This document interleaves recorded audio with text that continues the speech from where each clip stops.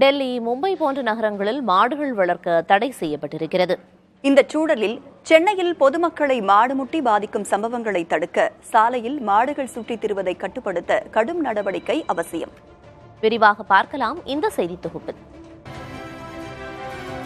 சிங்கார சென்னையாக மாற்ற மாநகராட்சி பல்வேறு நடவடிக்கைகளை மேற்கொண்டு வந்தாலும் சாலையில் சுற்றித் திரியும் மாடுகள் பொதுமக்களை தாக்குவது பெரும் அச்சத்தை ஏற்படுத்தி வருகிறது. திருவெற்றியூர் பகுதியில் மாடு முட்டி பெண் பாதிக்கப்பட்டது போன்று கடந்த காலத்தில் MMDA திருவல்லிக்கேணி உள்ளிட்ட பகுதிகளில் 17 நபர்கள் காயமடைந்தனர். 3 நபர்கள் உயிரிழந்தனர். சென்னையில் 36 சதுரடி இருந்தால் மட்டுமே மாடு வளர்க்க வேண்டும் என்பதை பெரும்பாலான உரிமையாளர்கள் மீறுகின்றனர். இதனால் பராமரிப்பு இல்லாமல் சாலைகளில் மாடுகள் எப்போதும் சுற்றித் திரிவதால் அச்சத்துடனேயே பயணிக்கும் நிலை இருப்பதாக கூறுகின்றனர். மார்க்கெட்டுக்கிட்ட ரொம்ப திடீர்னு முட்டிடுது, அதுதான் கஷ்டமாக இருக்குது. ரொம்ப கஷ்டம்தான். சில பேர் என்ன கண்டுக்காமல் போயிடுறாங்க, அவ்வளோதான். சில பேர் ஒருத்தர் இறந்தே போயிட்டே இருப்பான் அங்கே நரசிம்ம கிட்ட இறந்து போய்.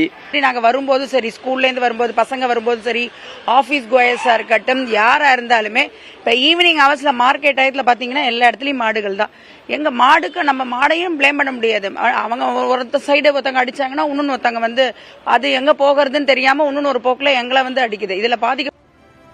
சென்னையில் 15 மாநகராட்சி மண்டலத்தில் 15,000க்கும் மேற்பட்ட மாடுகள் வளர்க்கப்படுவதில் 80 விழுக்காடு உரிமையாளர்கள் மட்டுமே மாடு வளர்க்க போதுமான இடம் வைத்திருக்கின்றனர்.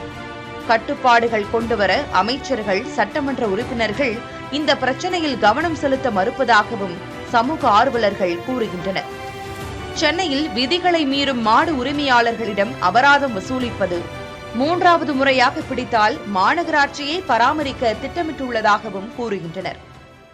சென்னை மாநகராட்சி சார்பாக எந்த ஒரு கண்ட்ரோல் கிரவுண்ட் ரெடி பண்றோமோ அந்த இடத்துல மாடுகளை நாங்கள் பராமரிப்போம். உங்ககிட்ட திருப்பி ஒப்படைக்காத நிலைமை ஏற்படலாம்.